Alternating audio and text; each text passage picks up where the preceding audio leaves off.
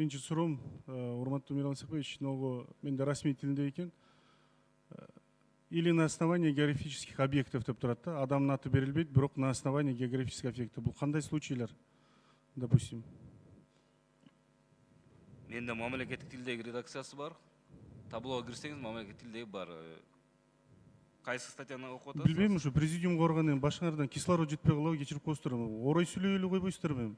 Мен жашынакай эле расмий тилдерди. Кыргызчасын анда түшүнбөсөңүз ошентип эле айтып коюңуз, мен таблодо бар, кара деп эметпей. Эми туура эмес деп атасыз. Мен сизге жашынакай Орой эле сүйлөй эле койсоңуз. Которуп бердиңиз, анда түшүнбөйдүм, эмеске которуп берейин. Мен астында деп эмеске түшүндүрүп бердим, расмий тилде экен деп. Расмий тилде башка түшүндүрмө берип калып атат деп атам. Статьясын сурап атам мен сизден. Статьясы мына 6-чы берене, статья 6. Кислород аралаштырбай эле статьясын айтып койсоңуз жетет бизге. Сиз деле эмкеде оройлонбой эле сүйлөсөңүз, мен сизге деле айтсам, таблодо бар да, анан карабайсың дегенде. Туура эмес да бул. Редакциясын айтылып койсоңуз. Редакциясында төмөнкүдө бул жазылып турат. Биринчи пунктчасына, 6-чы берене. Лица непосредственно принимали участие в открытии, изучении, освоении или основании географических объектов. Или основании географических объектов. Кандай ал? Ошо түшүндүрүп берип коесузбу демчи. Ошол ачылышына, түптөлүшүнө түздөнсүз салым. Кайсы географиялык объектилер? Айыл жана айыл өкмөт деп атабыз. Жок, географиялык объектилер айылга кирби?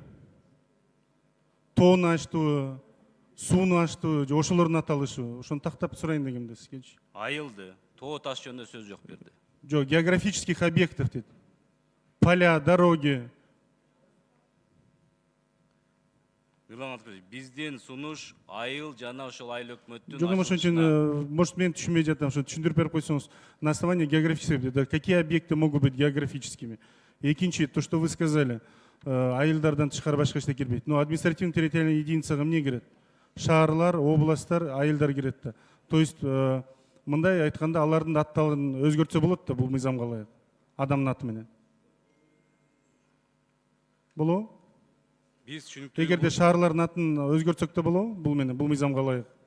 Эгерде ошо шаарды түптөгөнгө, ачканга, же мамлекеттик бир чоң ишмер болсо. Азыр мен редакцияны толук окуп берейинчи сизге азыр. Биздин максат бул жерде айыл жана айыл өкмөт боюнча эле болуп атат. Мен эметип коеюнчу, 6-чы пунктта эле ошо эң башында жазылып турат. Наименование, переименование административно-территориальных единиц. Административно-территориальная единицага айыл, шаар, областта кирет да турабы? Районда кирет. Органов единиц. Просто сиз айтып кеттиңиз да, айылдарга эле жайылтылат депчи. Жок, эми карабайсыз, запятойдон кийин органов местного самоуправления и сел именами людей запрещается деген норма кирип атат да. Жок, үтүр менен кетип баратат да. Мына переименование административно-территориальных единиц, үтүр органов местного самоуправления. То есть и 10 секунд. жана айылдар деп кетет, үтүр менен кетип баратат да. Ошон үчүн фактически биз анда ошого эле болсо маселе жок эрде, просто такташ үчүн. Жана сиз айттыңыз айылдарга эле жайылтылат деп. Айылдарга. Бирок фактически шаарды, областты